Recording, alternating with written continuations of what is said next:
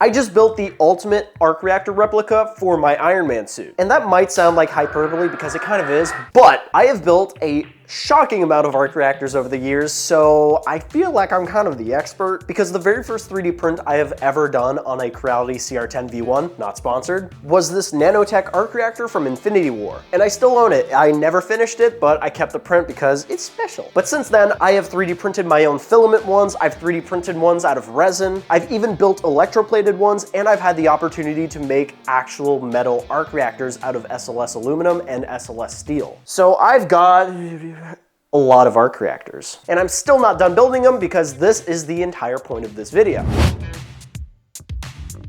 And I'm pretty sure I've diagnosed the reason behind my, let's call it passion, let's be nice. And that's because of this right here. This, my friends, is a Iron Man 2 arc reactor light toy from Iron Man 2. This is absolutely peak design. The Iron Man 2 toy line had the best toy line of any Marvel movie, don't at me. I was absolutely obsessed with the Iron Man 2 toy line, and I would wear this thing on my chest all the time, 24/7. Because I was like, what, 9 when that movie came out? So depending on you, the viewer, you might feel really old right now or really young right now. Let me know in the comments how young and or old you feel. Now this is technically an Iron Man Mark 6 update video since I am talking about how I built the arc reactor for this suit, but I'll be doing a full update video covering the entire finished suit in about a month's time or so. But until then, it's Schrodinger's Iron Man suit, baby. Is it done? Is it not done? I don't know, I'm not in the box, but I still want to incorporate this in some way because I am pretty attached to this arc reactor. This is actually not my childhood one. I have no idea what happened to that thing. But I did find one on eBay, still sealed for a reasonable price, so I picked it up and here I have it with me.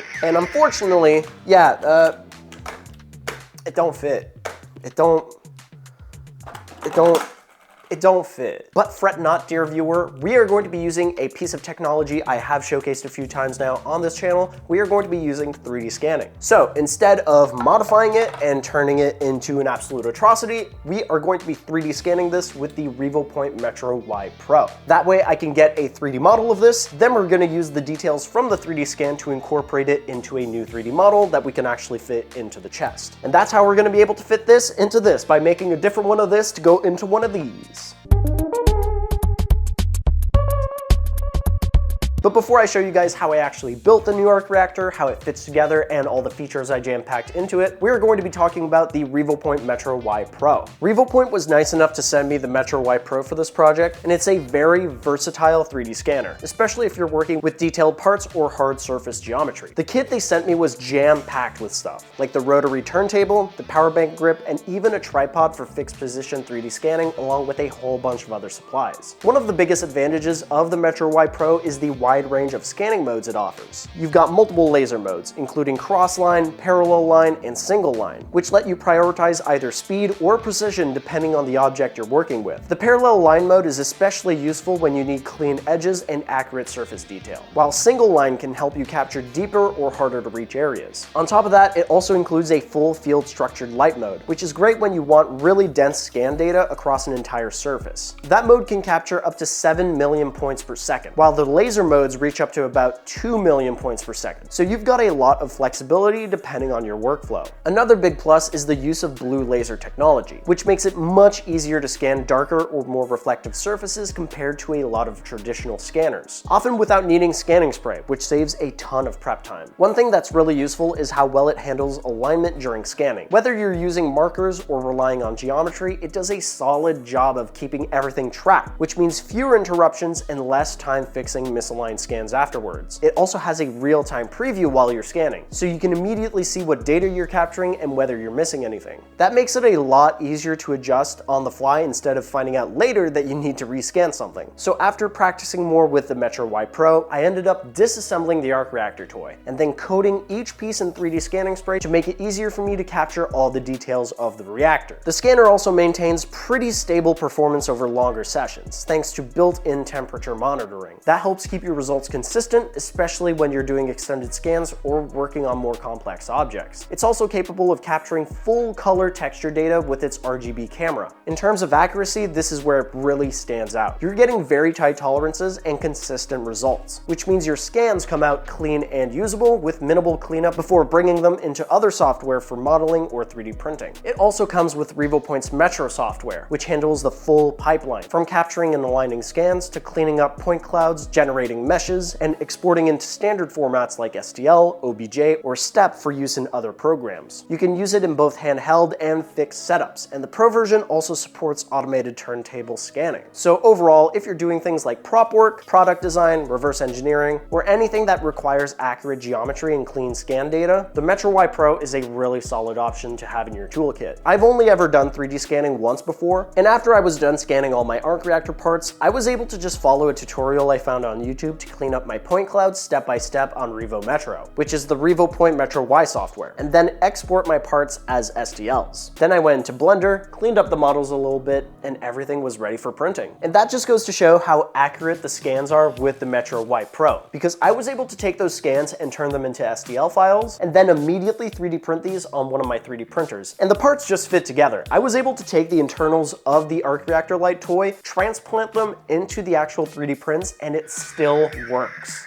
So a huge thank you again to Revopoint for sending along the MetroY Pro for this project. And now that we have our 3D scan done, it's time to get back to work on the new arc reactor for this Iron Man suit. So as I'm sure you guys are aware, I've been working on a brand new Iron Man suit, because I've already mentioned it a few times in this video, and I have videos dedicated to this Iron Man suit on my channel already, which you should absolutely be checking out after this video. But this is not the first time I have made a removable arc reactor for an Iron Man suit. The first time I made one was for the Mark 46, but I wanted to make this one better in every conceivable way, which I did. So before I talk about the new hotness, I have to talk about old and busted. So this one on the left, right?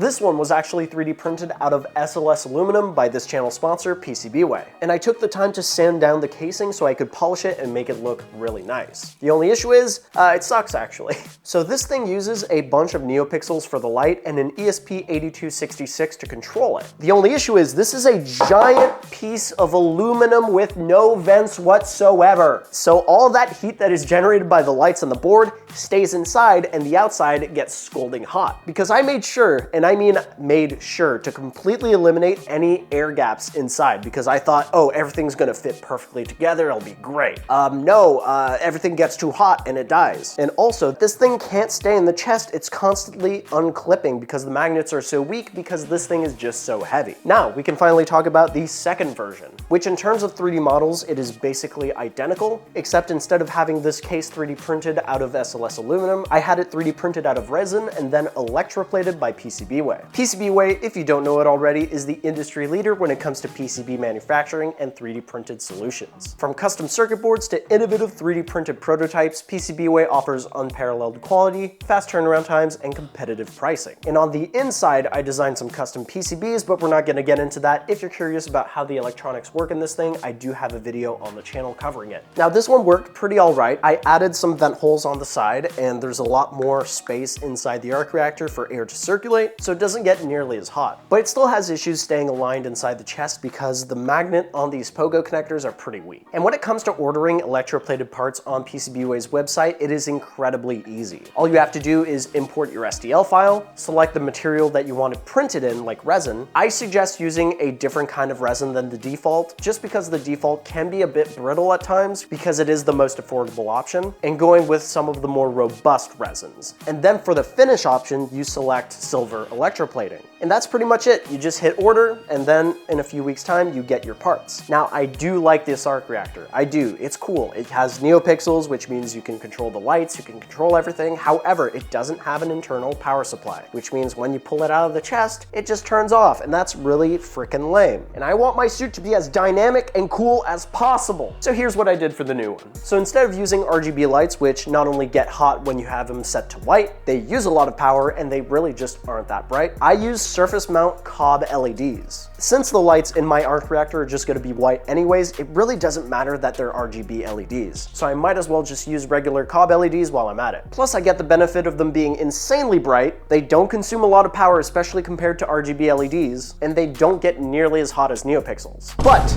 you might think I'm stupid because you can't actually control them digitally to create animations, but really? You're the stupid one. You see, I am clever and surf the web, and I discovered these. These are LED drivers, and they do exactly what they sound like they do. They drive LEDs, not like beep beep, but like, you know, electrical stuff. Fucking hell. So that means I can use a microcontroller like an Arduino Nano and have it control the LED driver, which in turn will control the PWM signals of up to 24 different LED channels. That way I can control the brightness of each individual LED and have them do animations however I want. And since my entire Iron Man suit is going to be using ESP32 S3 minis anyways, I might as well include one in the arc reactor itself. And since it's wireless, you bet your bottom dollar I'm going to be including some funky wireless fuckery inside this arc reactor. So let me explain to you guys how the wireless stuff in the suit works in the simplest way possible, Unga Bunga caveman brain. Glove, remote. Suit, listen. Glove, send message. Suit, do stuff. Homies, impressed. And if you've seen my previous Iron Man Mark 6 update videos, then you already know my suit is going to have a wireless sound system. So if I play my cards right, this arc reactor is going to be able to send messages to the sound system to trigger sound effects. And the way I'm going to be triggering those sound effects is by using a different kind of pogo connector. So instead of using a 2-pin pogo connector, I'm going to use a 4-pin pogo connector. That way I can have 2 pins dedicated to power to charge the internal battery. And then for the other 2 pins, I can have one side be connected to ground and the GPIO pin on the ESP32, and on the opposite side, which is connected to the suit, I can have those pins soldered together. That way the system works just like a button. When the arc reactor is connected into the chest, it completes the circuit. And then when the arc reactor is removed, it cuts the circuit. And I can have the microcontroller in here detect that. Now typically this wouldn't do anything if I were using this arc reactor, because this arc reactor doesn't have a battery. So when it's disconnected, it just turns off. But with this one, I have an internal 500 milliamp hour battery, which can power the lights for about 30-ish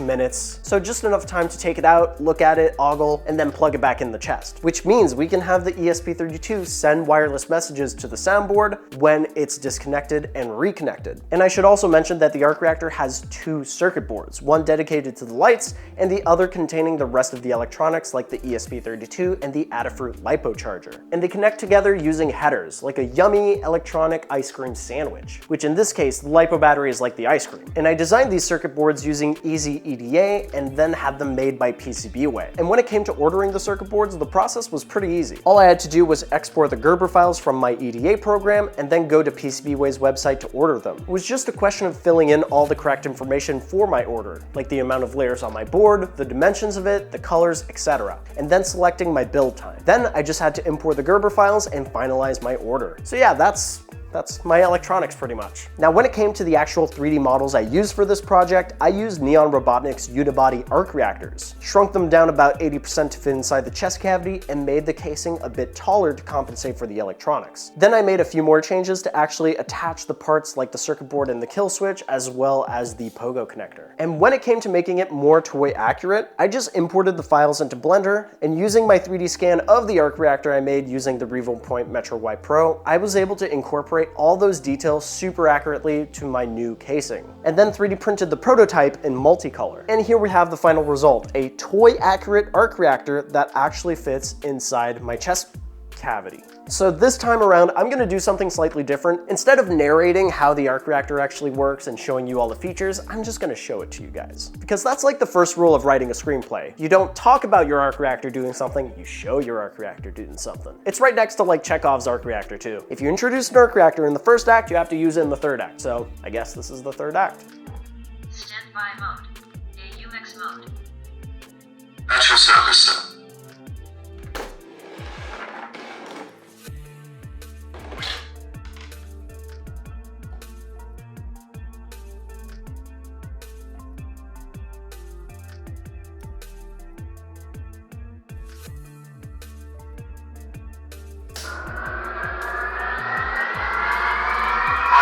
Reactor power restored. Switching to emergency backup power.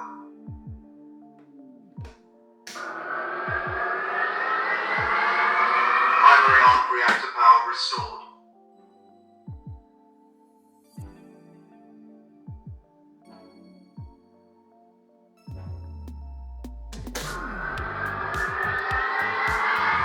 Primary arc reactor power restored. Jarvis, At your service, sir. Unibeam blast.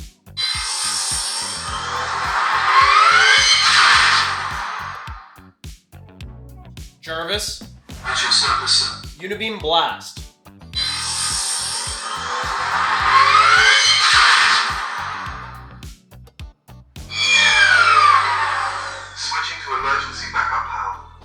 So that pretty much covers everything you need to know about how I built my own arc reactor for my new Iron Man suit. I really hope you guys enjoyed this video, and a huge thank you again to Revopoint for sending me their MetroY Pro for this project, and to PCBWAY for not only sponsoring the channel, but for sponsoring this video. And if you have any questions about this build, please feel free to let me know in the comments down below, and I will see you all in the next one.